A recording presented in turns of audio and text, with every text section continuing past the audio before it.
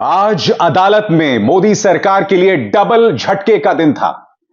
आज अरविंद केजरीवाल ने उन्हें डबल झटका दिया दोस्तों। सबसे पहले अदालत के सामने एक याचिका आई और वो याचिका ये कह रही थी कि अरविंद केजरीवाल को जेल के अंदर से सरकार चलाने की इजाजत नहीं होनी चाहिए। अदालत ने स्पष्ट कर दिया कि कानूनन अरविंद केजरीवाल जेल से सरकार चला सकते हैं और इस बारे में कुछ नहीं किया जा सकता दोस्तों। मगर असली मुद्दा क्या था? असली मुद्दा यह था कि आज अरविंद केजरीवाल ने दिल्ली की राउज एवेन्यू अदालत से कहा कि मुझे कहने की इजाजत दी जाए, और आज उन्होंने मोदी सरकार और ईडी जो कि उसकी जांच एजेंसी है उसकी बखिया उधेड़ दी। मैं आपको बतलाना चाहूंगा, अरविंद केजरीवाल ने एक एक करके इस मामले की परतें खोली। सबसे पहले वो अदालत के सामने क्या रखते हैं? अरविंद केजरीवाल कहते हैं केस 2 साल पहले से चल रहा है। अगस्त 2022 को सीबीआई का केस फाइल हुआ था, फिर ईसीआईआर फाइल हुई थी। मुझे गिरफ्तार किया गया है। ना मुझे किसी कोर्ट ने दोषी करार दिया है और ना ही आरोप तय किए गए हैं।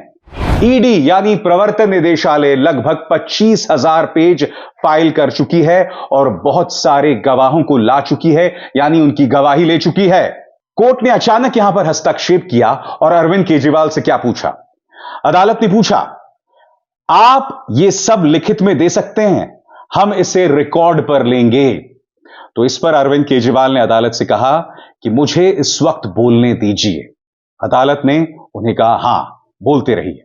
यहां पर अरविंद केजरीवाल गवाह सी अरविंद का हवाला देते हैं। अरविंद केजरीवाल कहते हैं कि मेरे घर पर ढेरों मंत्री आते हैं, वो आपस में खुसुर फुसुर करते हैं, दस्तावेज देते हैं। क्या यह बयान एक सिटिंग सीएम को गिरफ्तार करने के लिए पर्याप्त है? यहां पर ईडी के वकील राजू अचानक ऑब्जेक्शन जो है वो रेज करते हैं और इसके जवाब में अरविंद केजरीवाल कहते हैं, राजू साहब मैं आपसे आशीर्वाद चाहता हूं, कृपया मुझे बोलने दीजिए। अदालत कहती है, अरविंद जी आपको सिर्फ 5 मिनट का वक्त दिया जा रहा है। इसके जवाब में अरविंद केजरीवाल कहते हैं, बयान पर बयान हो रहे थे, स्टेटमेंट पर स्टेटमेंट हो रहे थे, मगर जब तक वो मेरे खिलाफ बयान नहीं दे रहे थे तब तक सब कुछ ठीक ठाक था, सब कुछ चंगा सी। इसका मतलब ईडी का इरादा मुझे फंसाना था। केजरीवाल ने यहां पर एक और सरकारी गवाह का जिक्र किया जिसका नाम राघव मुंडा है। उनके 5 बयान होते हैं, वो वही बोलते हैं जो उन्होंने बोला। जब उनके पिताजी बयान बदलते हैं उसके बाद उन्हें छोड़ दिया जाता है।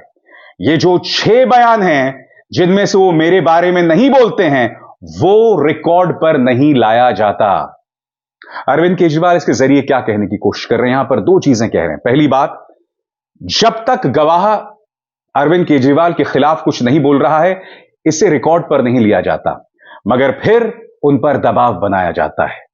दबाव होता है गिरफ्तारी का, दबाव होता है एजेंसी की कार्रवाई का। नतीजा, जैसे ही वो केजरीवाल के खिलाफ बोलना शुरू करते हैं उसे तुरंत रिकॉर्ड में ले लिया जाता है। आगे अब मैं कहना चाहता हूं, ये शराब घोटाले के पैसे आखिर हैं कहां? केजरीवाल ने सुप्रीम कोर्ट के फैसले का हवाला देते हुए कहा, ये जो 100 करोड़ बोल रहे हैं वो तो असल में कहीं नहीं है। यह असली शराब घोटाला शुरू होता है ईडी की जांच के बाद, यानी कि मोदी की जांच एजेंसी की जांच के बाद। केजरीवाल कहते हैं ईडी का मकसद आम आदमी पार्टी को कुचलना है, और यहीं पर ईडी के जो वकील हैं राजू, वो अपनी आपत्ति दर्ज करते हैं, ऑब्जेक्शन रेज करते हैं। केजरीवाल फिर शरत रेड्डी का जिक्र करते हैं, वो शख्स औरबिंदो फार्मा के शरत रेड्डी जिन्होंने गुप्त चुनावी चंदे के जरिए मोदी सरकार को 55 करोड़ रुपए दिए थे। अरविंद केजरीवाल क्या कहते हैं आपकी स्क्रीन पर? शरत रेड्डी ने 55 करोड़ का डोनेशन बीजेपी को दिया।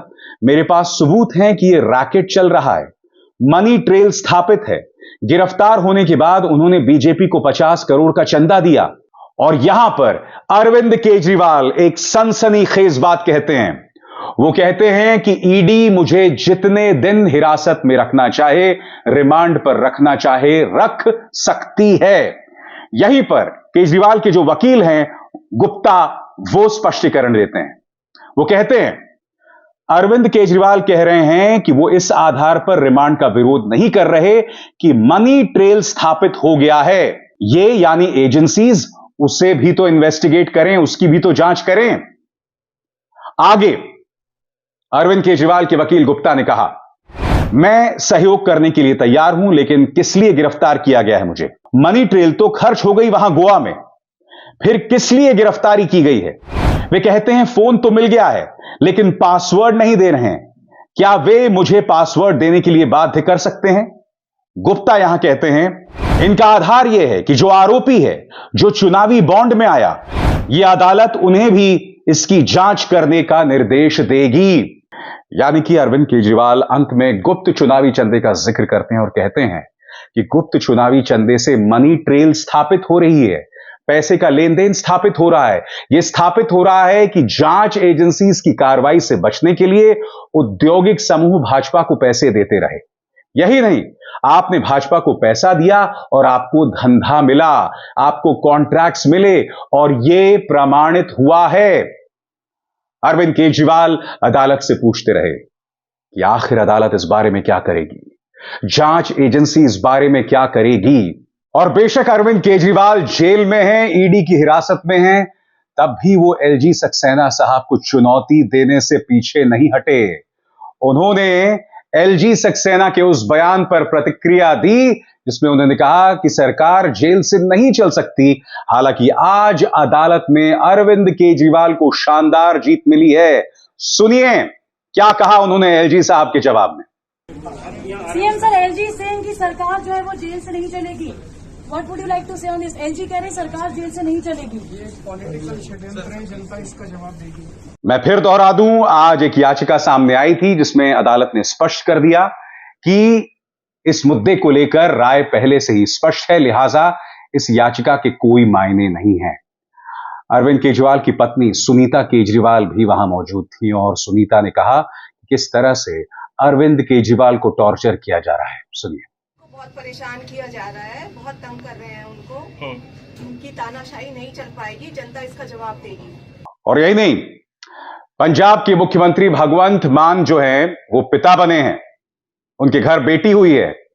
ईडी की हिरासत से किस तरह से वो भगवंत मान को बधाई दे रहे हैं, आइए देखते हैं। बहुत बहुत शुभकामनाएं, मान साहब की बेटी हुई है, बहुत बहुत।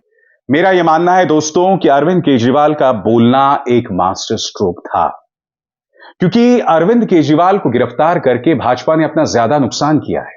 अगर अरविंद केजरीवाल बाहर होते तो इस तरह से उन्हें शहीद बनने का मौका नहीं मिलता, क्योंकि आप और हम सब जानते हैं कि शराब घोटाले की बुनियाद क्या है, उसकी जमीन क्या है।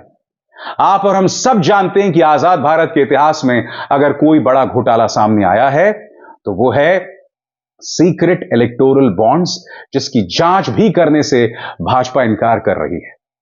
तो स्वाभाविक सी बात है, ये तमाम बातें अरविंद केजरीवाल ने रखी, और जैसा कि कार्यक्रम की शुरुआत में मैंने आपको बताया कि बाकायदा एक याचिका दायर की गई थी कि जेल से अरविंद केजरीवाल सरकार नहीं चला सकते, अदालत ने उसे भी खारिज कर दिया। आगे क्या होगा? 1 अप्रैल तक अरविंद केजरीवाल की हिरासत, रिमांड मिल गई है, मगर जैसा कि अरविंद केजरीवाल ने कहा कि मुझे कोई दिक्कत नहीं है रिमांड में बने रहने से। अभिसार शर्मा को दीजिए इजाजत। नमस्कार। स्वतंत्र और आजाद पत्रकारिता का समर्थन कीजिए, सच में मेरा साथी बनिए। बहुत आसान है दोस्तों, इस ज्वाइन बटन को दबाइए और आपके सामने आएंगे ये 3 विकल्प, इनमें से एक चुनिए और सच के इस सफर में मेरा साथी बनिए।